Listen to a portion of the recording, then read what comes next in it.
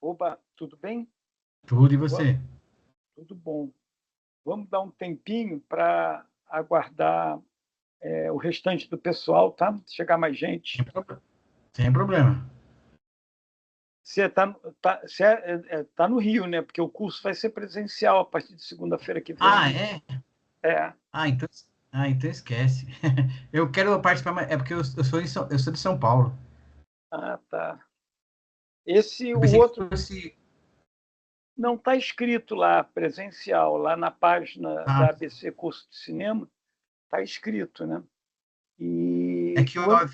eu havia conversado com eles no ano passado para eles me avisarem quando tivesse. Só que assim, aí eles me mandaram o link e assim, mas na época que eu solicitei a informação, o curso era um curso online. Sim, sim, sim. Esse é o primeiro presencial que eu estou dando.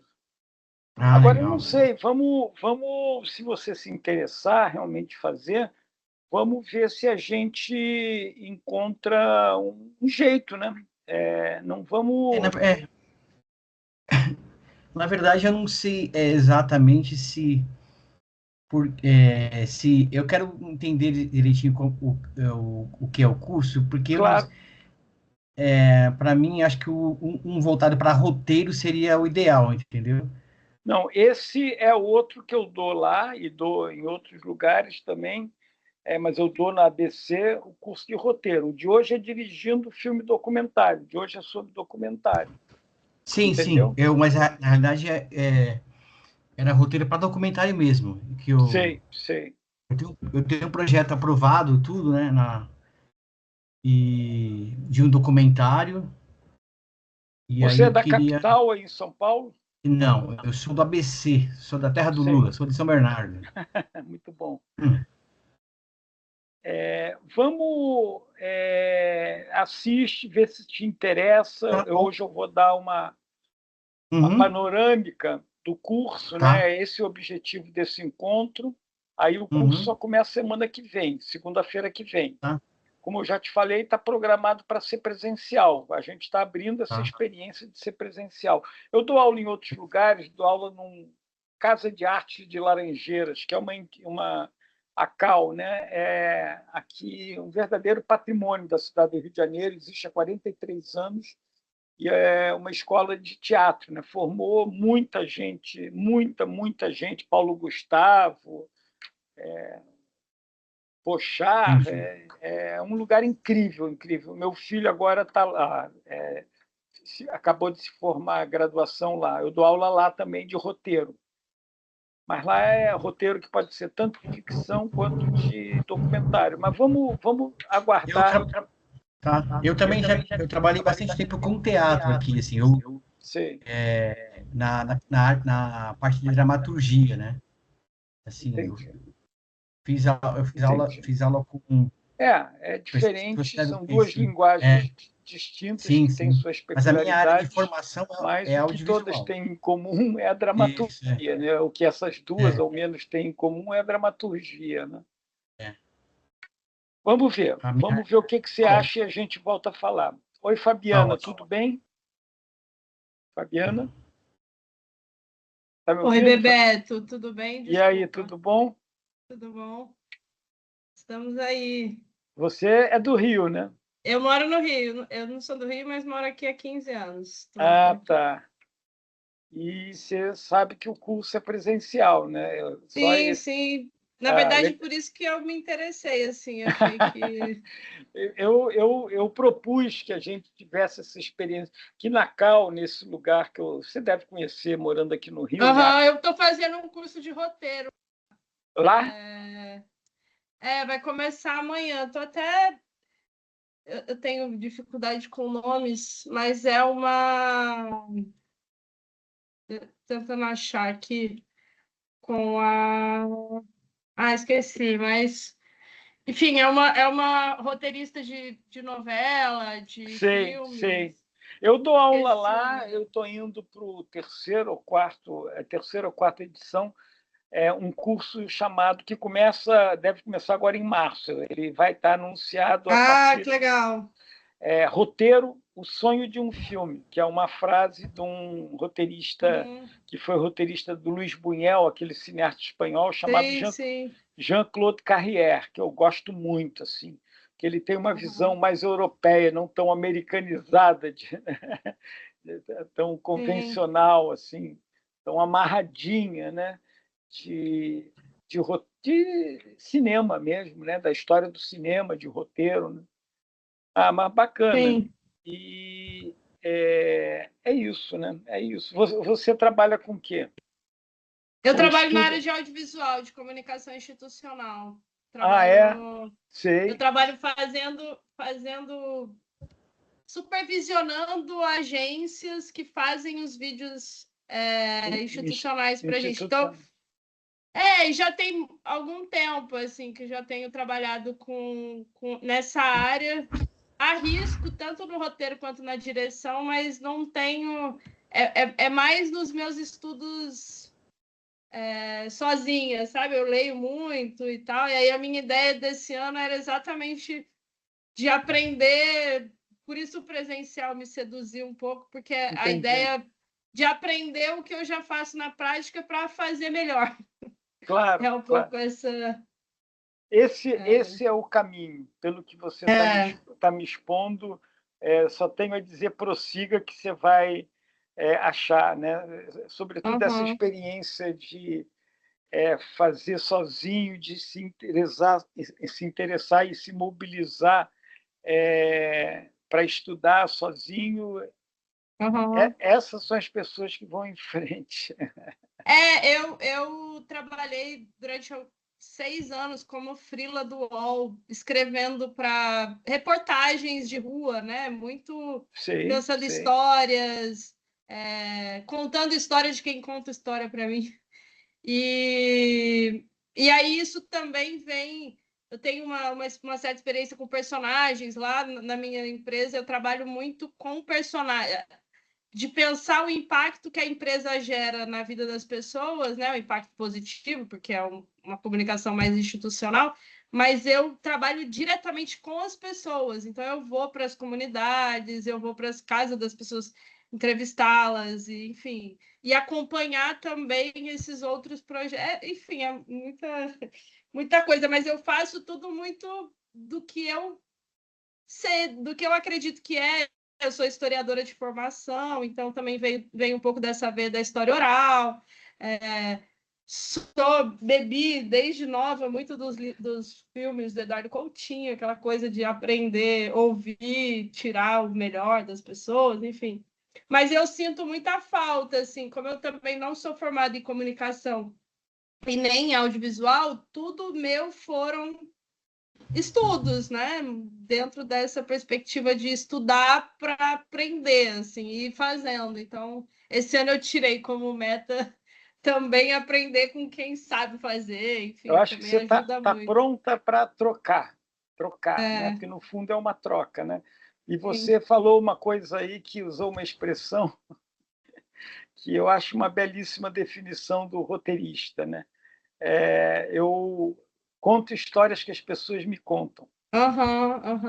Sim. Legal. Legal. O escritor Gabriel Garcia Marques, ele tem um livro cujo título é de um curso que ele deu lá na Escola de Cinema de Cuba, né? E que eu acho maravilhoso, assim, também como definição do papel e do que é ser roteirista, né? Alugo-me para sonhar. Vou até anotar. Não, pode anotar. É um livro do Gabriel Garcia, em que eles gravaram o workshop que ele deu lá, e é muito interessante que tenha discussão do processo. É uma transcrição do processo de criação que eles fizeram nesse curso. Legal. Mas é isso. Vamos dar mais 5 minutinhos, 4 minutinhos, e aí eu falo um pouco mais do curso, desse curso. Dirigindo o filme documentário, né? Na verdade, eu dou aula há 10 anos de roteiro de ficção, basicamente, né? Porque roteiro de documentário, e aí isso é para vocês, Aías, é uma coisa que Coutinho, os últimos 10 filmes dele, não tinha roteiro. Tinha o que ele chamava de Minha Prisão, que é o dispositivo narrativo. É você colocar alguma limitação, fazer algum recorte temporal ou geográfico, como o edifício Master, ele se passa todo no mesmo espaço, no mesmo prédio, né? Então, ele brincava chamando isso de Minha Prisão.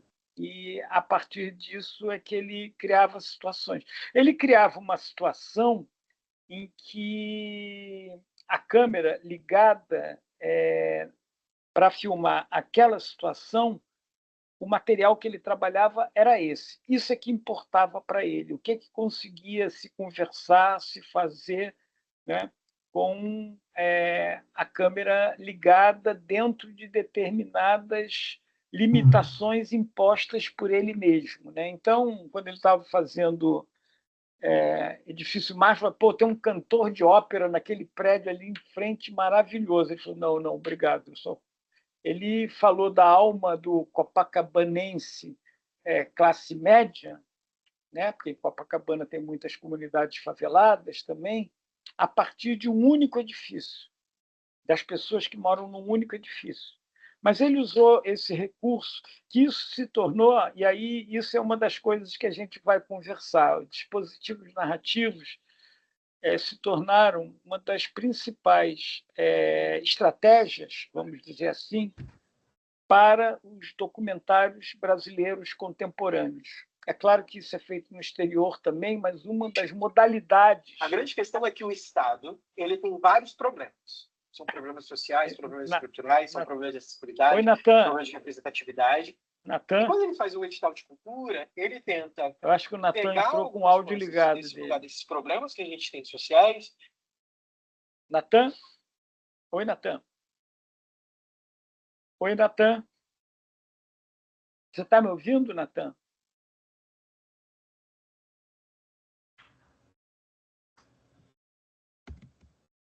Mas é isso. O Coutinho, eu disse que é meio delicado e complexo. Não que não possa ser feito, né? Eu, esse ano mesmo, no início de 2025, eu fiz um grande roteiro sobre aquela atriz que faleceu no Batomush, no naufrágio do Batomush, chamada Yara Amaral, grande atriz, né? E não sei se você sabe disso, né, Fabiana? Em 1988... Sim. 88 ou 89 foi? 88. 31 de dezembro de 88.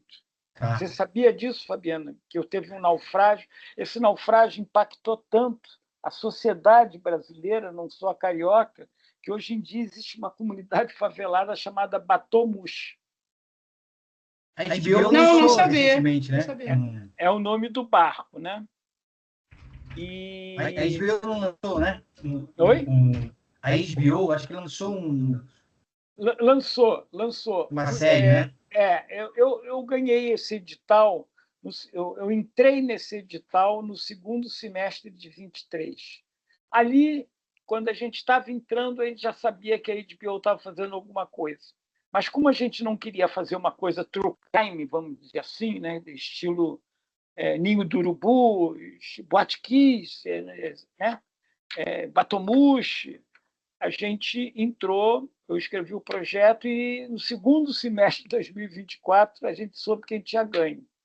E aí, no início de 2025, eu me dediquei a fazer esse roteiro. Ao fazer esse roteiro, ao fazer a pesquisa, ao conhecer os filhos, o ex-marido da Yara, o Ari Fontoura, os colegas de profissão, do cara que era dono do Teatro dos Quatro, que é um teatro que foi importantíssimo na carreira dela e tal, eu vi que deveria mudar, né? Não, nem tanto pelo HBO, mas porque o filho dela, que eu não quero saber de Batomush, eu quero que as pessoas saibam a atriz que minha mãe foi e tal.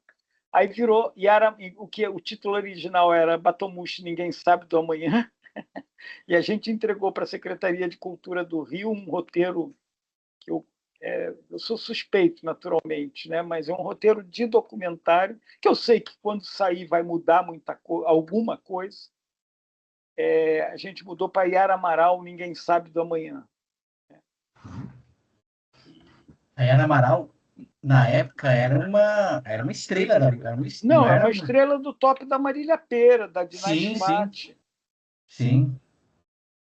Ela era o Teatro dos Quatro, que é esse teatro no Shopping da Gávea, aqui no Rio de Janeiro. A Yara Amaral virou sinônimo do Teatro dos Quatro, né? Porque as últimas 5 peças ela fez lá. Ela atuou na véspera do desastre. Na sexta-feira, dia 30, ela apresentou o espetáculo que ela estava fazendo lá. Caramba. E ela passou a semana inteira convidando amigas para irem com ela. Essa história, Fabiana, era um projeto muito sedutor de ver a queima de fogos de Copacabana do mar. Então, saía ali de um restaurante Sol e Mar, que tinha do lado do Yacht Club, só que estava um dia em que o mar estava muito revolto. Eles chegaram a separados a 1 quilômetro dali, perto do Morro da Urca, por um barco da Marinha, obrigados a voltar. Aí voltaram, só que os donos do restaurante molharam a mão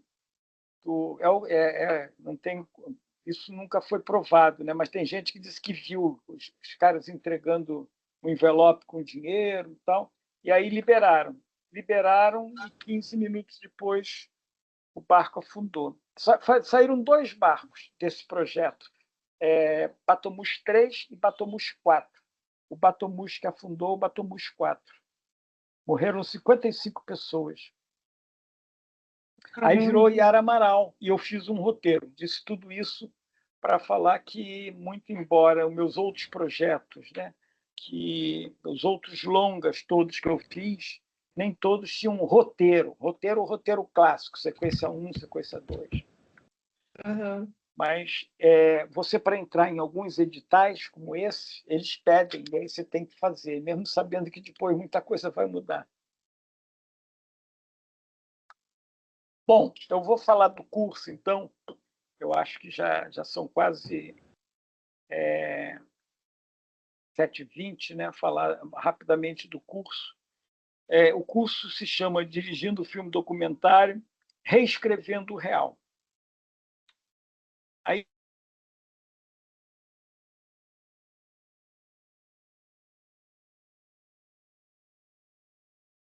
aqui para mim deu uma travada, para vocês também?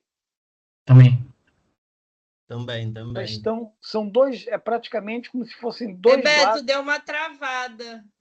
Quando você começou a falar, travou. E agora, estão me ouvindo? Agora sim, sim. Sim. Se travar de novo, eu vou tirar minha imagem, tá? Que melhora. Tem uma parte teórica e uma parte prática. Eu vou falar um pouco das 2 partes, e essa é a dinâmica, porque eu considero 2 lados de uma mesma moeda. Eu acho que uma das melhores formas de você incorporar conceitos é você desmontar o brinquedo, você praticar ou você desconstruir. Eu, quando vou ao cinema, meus filhos ficam bravos comigo, porque dizem: pai, você está entendendo aquilo que aconteceu? Eu falo: não, mas o que aconteceu? Eu fico desconstruindo. Tem um lado disso que é muito maluco. Eu, em vez de assistir como um público normal, a única coisa que eu consigo assistir como público normal é futebol. O resto eu fico atento ao que é feito, a linguagem que é usada, a edição, os enquadramentos, a narrativa, a estrutura narrativa. Então, eu acho que uma coisa está muito vinculada à outra, né? A parte teórica com a parte prática, né? Dando um pequeno alô sobre a parte teórica, a gente começa discutindo um pouco o conceito de documentário, né? O que é um documentário, que é uma coisa muito polêmica, né? E documentário é que nem o Brasil, os brasileiros, né? Tem uma crise secular de identidade, né? Não foi à toa que o modernismo a questão deles era buscar a identidade brasileira, né? E documentário é a mesma coisa. Um estilo, um gênero cinematográfico que, em inglês, o nome dele é referido pela negativa de um outro. Em inglês, documentário é non-fiction film. Ou seja, é você se definir pela negativa do outro e não pelas suas características, né? E é polêmico desde os irmãos Lumière. Aliás, quem tiver chance, parentes. Minha aula é bem assim, eu vou abrindo alguns parentes, tá? Só para vocês se acostumarem. Quem tiver a chance de ver Lumière, A Aventura Continua, é uma... Você viu, Fabiano? É lindo, lindo, lindo, é um filmaço, filmaço. Mas lá se costumava dizer que aquilo são registros que os irmãos Lumière fizeram, né? Não deixam de ser, mas são registros que dentro deles já tinham estratégias ficcionais, entendeu? Então, desde os primórdios do cinema, o cinema nasceu híbrido. Essa coisa de gênero, de ficção, documentário, drama, isso é coisa de videolocador e agora dos streamings, né? E o que interessa é ser um bom filme, não existe um gênero puro, né? Nem entre esses primeiros filmes do Lumière e aquele que é considerado o primeiro documentário em longa-metragem da história do cinema, que é Nanook, o Esquimó, do Robert Flaherty. Durante as aulas, eu vou mostrar imagens disso daí, tá? Desses filmes, que esses filmes, em geral, tem no YouTube, tá bom? Mas esse é o primeiro ponto, os primórdios, né? O segundo grande tópico é a escola inglesa. A escola inglesa foi capitaneada por um cara chamado John Grierson. E foi um tipo de... Deixa eu só ver uma coisa. Natan, você está aí? O Natan está aí? Oi, Natan? Acho que não. Eles caíram. Caíram. Tanto o Isaías quanto o Natan. É isso aí.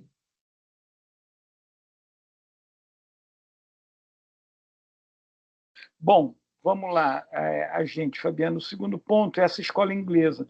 Essa escola inglesa é capitaneada pelo John Grierson, que era um cara muito antenado. Ele trabalhava no Mancini qualquer do governo inglês, num departamento de audiovisual do governo inglês. E como estava uma época que a sociedade estava se urbanizando totalmente, havia uma mudança de rural para, né, a radicalização, isso acontece desde antes, né?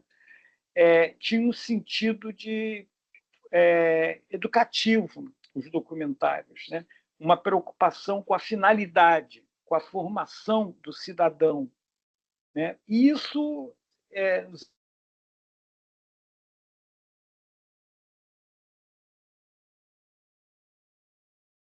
Travou aqui, acho que talvez se a gente desligar a câmera, acho que pode ser. Tá, que eu gosto. Bom, eu vou desligar por um tempinho, aí volto a ligar. Eu também não gosto de ficar com a câmera desligada, não, mas tá. Tá, eu vou desligar então. Então, esses anos 20 a década chamada da escola inglesa, que avançou até meados dos anos 30, né? Depois, esse John Grierson foi para o Canadá fundar uma entidade que existe, National Film Board of Canada, existe até hoje, né? Mas a questão é que ficou o documentário clássico, aquele documentário com imagens, com uma voice-off, com trilha sonora, basicamente isso, né? Descrevendo essa voice-off, muitas vezes ela tem um papel editorializante. Isso só veio a mudar em meados dos anos 50, que é o terceiro tópico dessa parte teórica, que é o cinema direto americano e o cinema verdade francês. A principal característica desses dois estilos, que surgiram muito em função de inovações tecnológicas. Câmera 16mm, que é uma câmera mais leve. O cinema foi para as ruas em meados dos anos 50, né? foi para as ruas com o cinema direto americano, com o realismo italiano, com a Nouvelle Vague, com o cinema novo. Mas é um cinema de observação, esse cinema direto. Ele não interfere, né, no que está acontecendo. Já o cinema dito verdade, que no Brasil muitas vezes se confunde como se fosse a mesma coisa, mas não é, foi capitaneado por um antropólogo chamado Jean Rouch, antropólogo francês. É o contrário, né? Ele provoca a crise. Então, esses dois tipos de cinema surgiram em meados dos anos 50. Né? O próximo tópico teórico, quando eu digo a coisa teórica, é ter um pouco de história, ter um pouco desses estilos, ter um pouco dessas grandes mudanças que foram acontecendo ao longo da história do cinema. Né?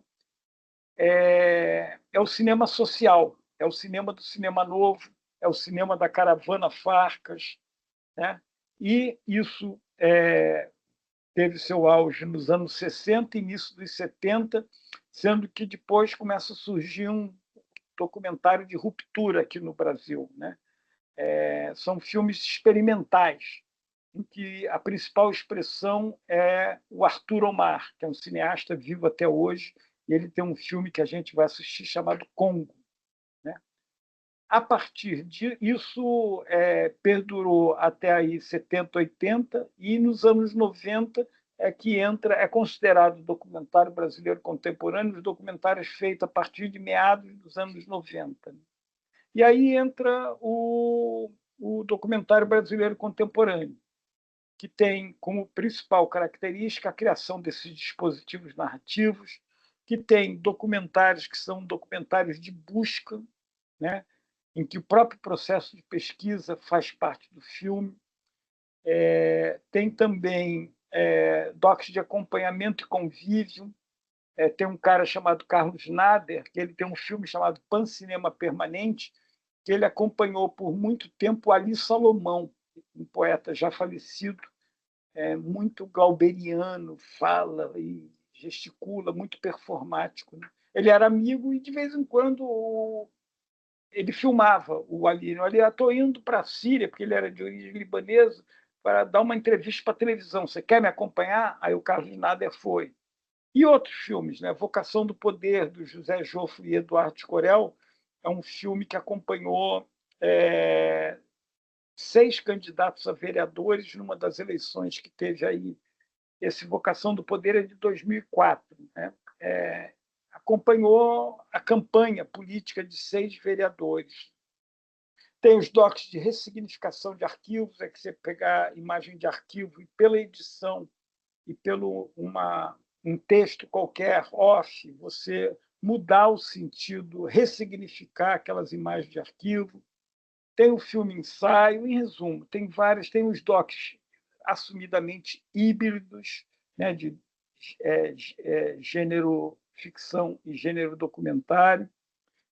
Muita coisa aconteceu. Hoje em dia, o documentário brasileiro contemporâneo é um dos mais reconhecidos de todo o mundo.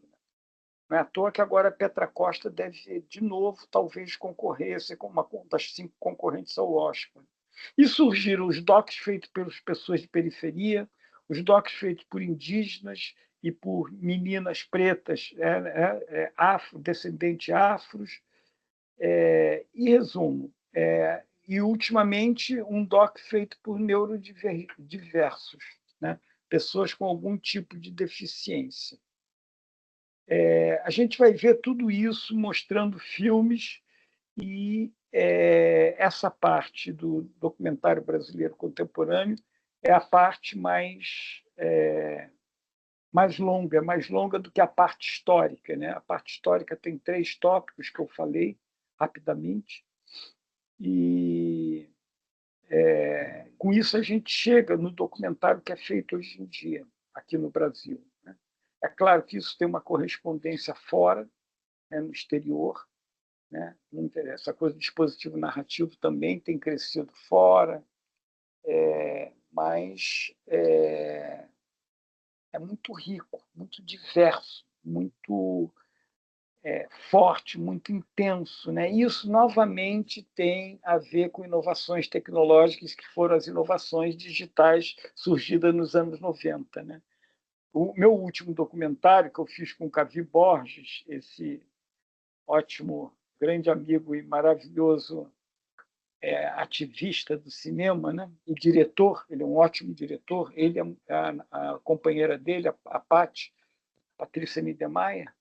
O último filme que eu fiz, a gente fez durante a pandemia, com ele. Depois disso, eu fiz mais um com a Sandra Werneck, chamado YouTubers, né? Esse filme sobre a pandemia, o nome é Me Cuidem-se! Exclamação.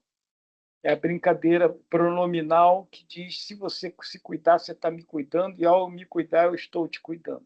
Tem uma coisa meio Nelson Rodriguiana aí de brincadeira, né? Nelson Rodrigues tem como é o nome da peça dele que ele faz uma inversão também pronominal. Bom, não está me vindo. Então, é isso. Eu postei, não sei, eu agora, no segundo semestre do ano passado, finalmente, eu que nunca me senti muito oficial, fiz o Bebeto Abrantes Oficial, que tem meus 10 longa-metragens de documentário, né? E o Me Cuidem-se foi todo feito com celular, que eu estava falando dessas novas possibilidades tecnológicas que se abriram, né? Hoje em dia, todo mundo pode fazer um documentário. A subjetividade, essa é outra característica do documentário contemporâneo, de cada um, se tornou um tema de documentário, né? Porque na época do cinema novo, o tema tinha que ser um tema de classe social, de grupo social, né? E é isso. A gente vai assistir filmes, eu vou passar textos.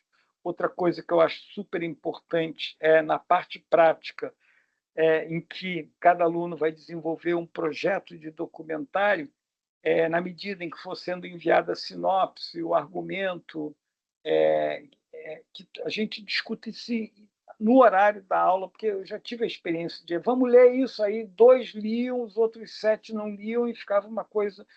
E por eu acreditar que a melhor forma de você aprender a desconstruir o brinquedo, a ser crítico, né, é fazendo o trabalho dos outros, que aí você não tem tanto apego, né? Então é uma grande escola você contribuir para o trabalho do seu amigo e dividir com suas impressões sobre o trabalho de alguém, né? E dos seus também, naturalmente, né? Mas os seus, a gente é muito apegado, né? E é isso. Aí, o que mais? A gente tem tempo, são 12 aulas de 2 horas. Entre uma aula e outra tem uma semana, o que dá para a pessoa desenvolver uma sinopse ou começar a desenvolver um argumento. Cada um trabalha no seu ritmo, não tem certo e errado aqui. Na criação não tem certo e errado, tudo merece consideração. Qualquer criação, qualquer sugestão num processo de criação merece ser considerado, que pode não ser adequado para um determinado projeto num dado momento, mas mais à frente pode ser adequado em outro momento desse projeto ou para outro projeto. É mais ou menos isso, gente. Falei demais. Aliás, só tenho eu e você agora, né? Sim. Você deu uma. Eu estou te ouvindo normal, mas o seu vídeo deu uma travada. Ah, é? Você está congelado. Fecha e abre o vídeo de novo para ver se. Aí abre para a gente ver se voltou. Voltou? E agora nem está fechado. Nem áudio? Não, o áudio eu te ouço. Mas o vídeo agora não aparece que está fechado. O vídeo. Não aparece você. Porque eu abri, está aberto aqui. Deixa eu fechar e daqui a pouco eu tento de novo. Uhum. Mas, Fabiana, o que eu proponho é que a gente aguarde aí o desenvolvimento da semana. Tá. veja se a gente vai ter, se você vai ter outros colegas, né? Que eu acho que umas 4 pessoas, 4, 5 pessoas é o mínimo, entendeu? Porque aí tem até uma vantagem, não sei, eu já dei aula para 15 pessoas, 10 pessoas, é claro que o aproveitamento de cada um é melhor com menos gente, né? Sim, porque dá para ir dialogando também, todo mundo fazendo com mais participa calma. Sim. Exatamente. Sim. Aí não sei, eu vou. O pessoal lá da. Você já está inscrita ou você só se inscreveu para hoje? Não, a gente só se inscreveu para essa aula. Entendi. Foi você que botou uma mensagem, bora, para uma amiga, ou uma amiga sua que botou uma mensagem debaixo do meu vídeo de chamada, bora lá, não sei o quê? Foi você? Não fui, não. Tiveram duas que amigas. Bom, porque aí tem mais pessoas. Não, pois é. Mas vamos aguardar, né? Sim. Ah, mas legal, eu gostei muito, Bebeto. Acho que é um pouco. Porque eu acho que o que eu mais tenho dificuldade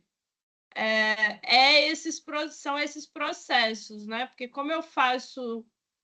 Porque eu tenho o meu trabalho mais institucional, né, na empresa, mas eu também tenho tentado desenvolver outras coisas, até mesmo dentro do trabalho. No ano passado, eu estava trabalhando para uma secretaria de governo, e aí eles surgiu para a gente precisa fazer um vídeo de uns eventos que estavam acontecendo, né? Uma caravana que eles estavam fazendo. E aí eu consegui transformar esse vídeo em uma série documental, assim, de 3 episódios. Apareceu uma imagem? Apareceu, mas congelou de novo. Não sei o que é isso. Bom, nosso curso vai ser presencial, ao menos isso. Né? É bem melhor. E aí eu acho que assim, claro, eu tinha uma equipe comigo, mas eu que dirigi todo mundo, mas o que eu mais sentia um pouco vulnerável, até porque eu consegui escalar e contratar pessoas que eram boas assim na área e tal. Mas era isso, assim, eu estava um pouco vulnerável porque eu estava fazendo um pouco o que eu sabia a partir da teoria do que exatamente da prática. Então, eu fui aprendendo fazendo. Mas como eu já escrevo há um tempo, já faço edição de vídeo menores e tal, eu acho que saiu, ficou bom, ficou bem bonito. Mas eu senti que precisava avançar, sabe? Chegar num patamar mais sólido, talvez. Elaborado, né? Não, vamos nessa. Eu acho que uma pessoa com teu tipo de interesse, eu acho que aqui se encaixa perfeitamente no que eu proponho, no que é o curso, no que a gente vai criar juntos, né? Então, não sei, você quer anotar o meu número ou eu anotar o seu? Porque aí eu te monitoro, mais para o final da semana eu te digo, lá pela sexta-feira eu digo, para você poder se inscrever, se você quiser, entendeu? Tá, me passa o seu, que aí eu te dou um oi. Tá, você quer anotar? Quero, pode falar.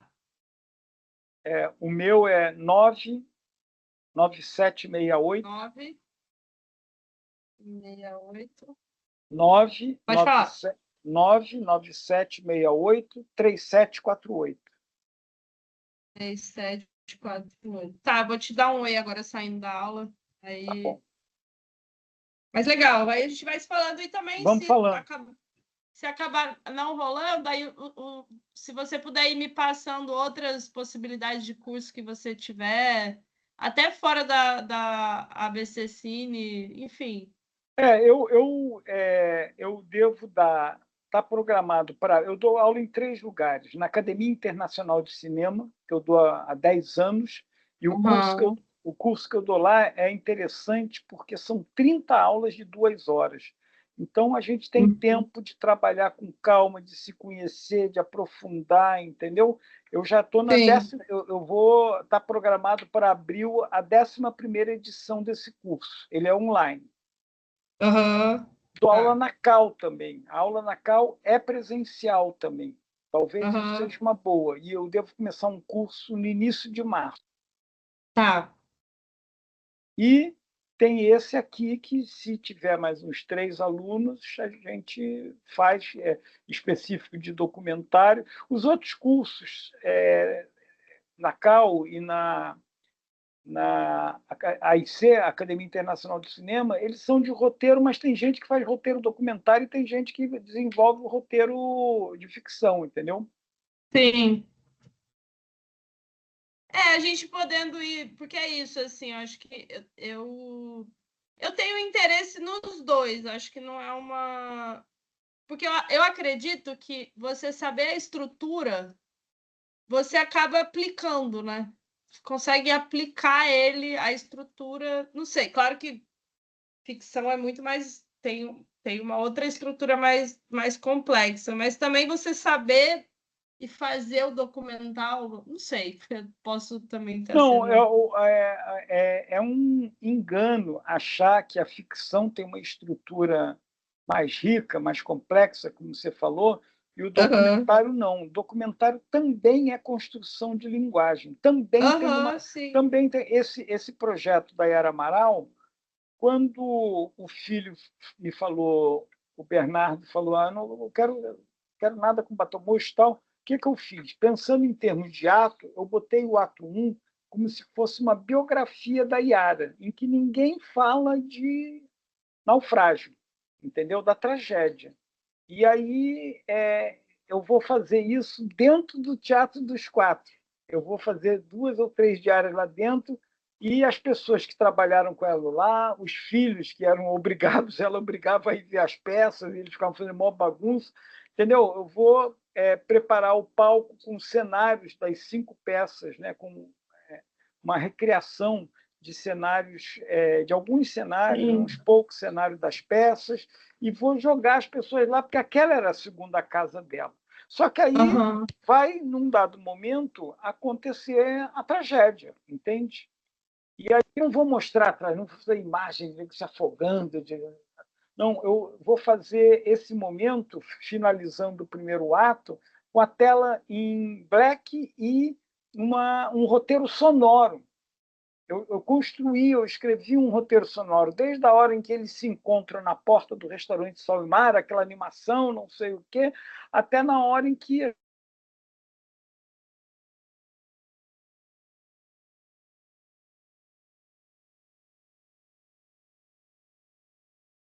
Ixi. Travou. Mas pode falar. Mas você está ouvindo? Tô. Aí o segundo ato continua com essas pessoas aí falando de como é que eles surfaram, né, e surfam essa tragédia do destino, né? Como é que eles superaram, como é que eles se colocaram, o que foi modificando, o que aquilo reorientou a vida deles. E o terceiro ato é um desfecho dos últimos momentos, porque ela apresentou a peça com pessoas que até hoje, atrizes, colegas que até hoje estão vivas, na véspera.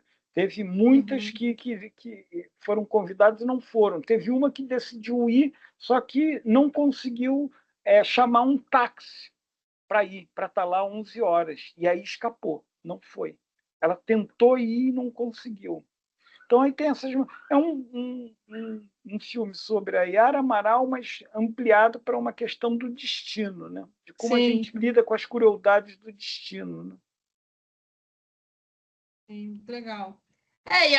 E aí traz a complexidade desses outros lugares que o documentário te permite também, né? Sim.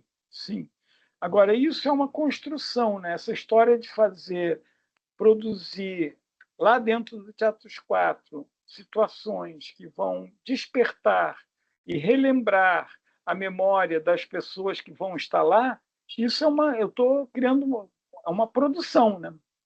Sim. É uma estratégia ficcional isso. Isso não era para estar acontecendo. Essas pessoas não vão mais no Teatro dos Quatro. O dono do Teatro dos Quatro mudou. Hoje em dia é o dono do Shopping da Gávea, que é o dono. Mas eu tive com ele, tive com o antigo dono. O antigo dono, além de ser dono, era cenógrafo, dirigiu ela. Eu tive com todo mundo. Foi 6 meses de trabalho, entendeu? Então, isso é um roteiro de documentário que eu tive que fazer. Mas, em geral, nos meus outros filmes, eu não faço roteiro. Eu pego um papelão, digo, aqui eu vou tratar de...